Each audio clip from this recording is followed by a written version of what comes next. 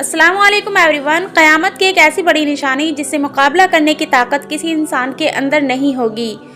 एक ऐसी कौम जिसका जिक्र क़यामत के करीब पेश आने वाले वाक़यात में मिलता है। याजूज माजूज के इस दुनिया में दोबारा खुरूज की अहमियत का अंदाज़ा इस बात से भी लगाया जा सकता है कि दज्जाल जो कि क़यामत की बड़ी निशानियों का मरकज़ है, मगर इसका तज़किरा कुरान में कहीं भी नहीं मिलता। लेकिन याजूज और माजूज का जिक्र कुरान में तफसील से मौजूद है। याजूज माजूज कैसे दिखते हैं और ये किस शक्ल सूरत के होंगे, वो कौन सी दीवार है जिसके पीछे याजूज और माजूज कैद हैं, और वो इस दीवार में कितना सुराख कर चुके हैं, ये सारी बातें आज की इस वीडियो में आपको मालूम होंगी। आपसे गुजारिश है कि इस वीडियो को आखिर तक ज़रूर देखें। अगर आप हमारे चैनल पर न्यू हैं तो प्लीज़ हमारे चैनल को सब्सक्राइब कर लें। दोस्तों, ज़माने कदीम में बहुत सी कौमें गुजरी हैं जो जुल्म और जाबरियत में अपनी मिसाल खुद थी, और उनकी ताकत और दहशत की बिना पर हर तरफ उन्हीं का सिक्का चलता था। ऐसी ही एक कौम याजूज और माजूज की भी थी। जुल्म और जाबरियत की दास्तान रकम करती ये कौम कोई और मखलूक नहीं बल्कि आदम अलैहिस्सलाम की औलाद थी। बाज़ मुफस्सिरीन के मुताबिक ये कौम हज़रत नूह अलैहिस्सलाम और आपकी औलाद में से है। हज़रत नूह अलैहिस्सलाम के 3 बेटे थे, जिनमें से एक का नाम याफिस था। याफिस के 12 बेटे और उनमें से 2 का नाम याजूज और माजूज था। इन्हीं से इनकी नस्लें आगे चली। इसके अलावा याजूज और माजूज के साथ ही जो अहम नाम ज़ेर तज़किरा आता है वो हज़रत ज़ुल्करनैन का है। दोस्तों, हज़रत ज़ुल्करनैन के बारे में कहा जाता है कि ये कोई नबी नहीं बल्कि अल्लाह के एक नेक बुजुर्ग बंदे और बादशाह थे, जिनको ज़ुल्करनैन का लक़ब चंद वजूहात की बिना पर दिया गया।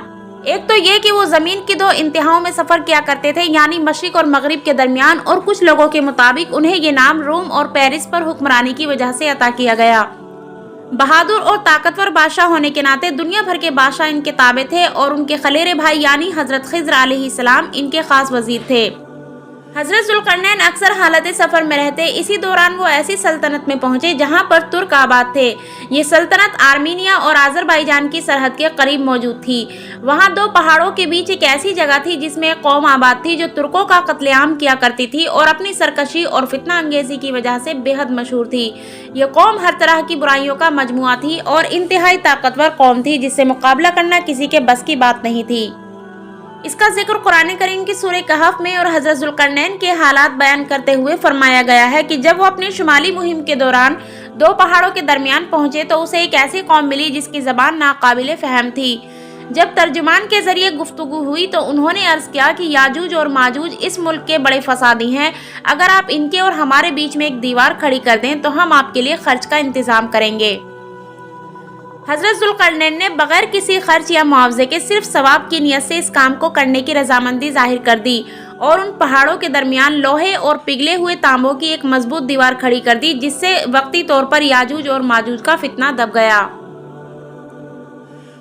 और जब ये दीवार तामीर हो गई तो हज़रत ज़ुल्करनैन ने अल्लाह ताला का शुक्र अदा किया और साथ ही लोगों को ये भी बता दिया कि अगरचे दीवार बहुत मजबूत है, मगर ये हमेशा के लिए नहीं है। जब उस रब का हुक्म करीब आएगा तो ये दीवार खुल जाएगी। सही बुखारी हदीस में नबी करीम सल्लल्लाहु अलैहि वसल्लम ने इस दीवार में थोड़े से सुराख को फितने के करीब होने से ताबीर फरमाया था। एक और हदीस में आता है कि याजूज और माजूज हर रोज़ इस दीवार को तोड़ते हैं और कल के लिए छोड़ देते हैं। फिर जब अल्लाह की मशीयत उनको बाहर निकालने की होगी तो कहेंगे कि कल इंशाअल्लाह हम इस दीवार को तोड़ेंगे, और फिर दूसरे दिन वो इस दीवार से निकलने में कामयाब भी हो जाएंगे। जब ये कौम आज़ाद हो जाएगी तो ये तबाही मचाते हुए निकल पड़ेगी और उनका पहला गिरोह बहरे तिब्रिया तक पहुंचेगा और उस झील का सारा पानी पी जाएगा। इसी तरह जब आखिरी गिरोह वहां पहुंचेगा तो वो हैरान होकर कहेगा कि यहाँ कभी पानी हुआ करता था। फिर ये कौम हर तरफ फसाद बर्पा कर देगी और हर बुलंदी से उतरती हुई नजर आएगी, और एक वक्त ऐसा आएगा कि सारी ज़मीन पर इन्हीं का कब्जा होगा। जब ये कौम यरूशलेम के पहाड़ पर पहुंचेगी तो कहेगी अब तमाम ज़मीन पर हमारा कब्जा है, और आसमान की तरफ तीर बरसाना शुरू कर देगी, और वो तीर खून से रंगे हुए वापस लौटेंगे। नबी करीम सल्लल्लाहु अलैहि वसल्लम ने उनका हुलिया बताया कि इनके कद छोटे होंगे और चेहरे चौड़े चौड़े होंगे और आंखें छोटी सी होंगी।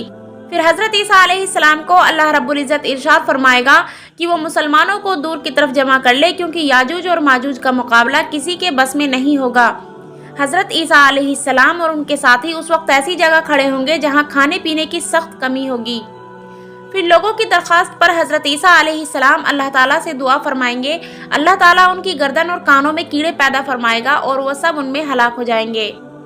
اور عالم یہ ہوگا کہ ہر طرف انہی کی لاشیں بکھری پڑی ہوں گی۔ پھر اللہ رب العالمین خاص قسم کے پرندوں کو مقرر کرے گا جن کی گردن اونٹوں کی طرح ہوگی، اور وہ ان کی لاشوں کو اٹھا کر اس جگہ لے جائیں گے جہاں پر اللہ کا حکم ہوگا۔ پھر تیز بارش ہوگی جو ساری زمین کو صاف کر دے گی اور ہر طرف ہریالی اور خوشحالی ہوگی، اور اس طرح یاجوج اور ماجوج کا اس دنیا سے خاتمہ ہو جائے گا۔ امید ہے کہ یاجوج اور ماجوج کے بارے میں یہ ویڈیو آپ کو پسند آئی ہوگی۔ اگر آپ کو ویڈیو پسند آئی ہو تو please like, share and comment ضرور کیجیے گا، اور ہماری اگلی ویڈیو کے آنے تک اپنا اور اپنوں کا بہت سارا خیال رکھیے گا۔ اللہ حافظ۔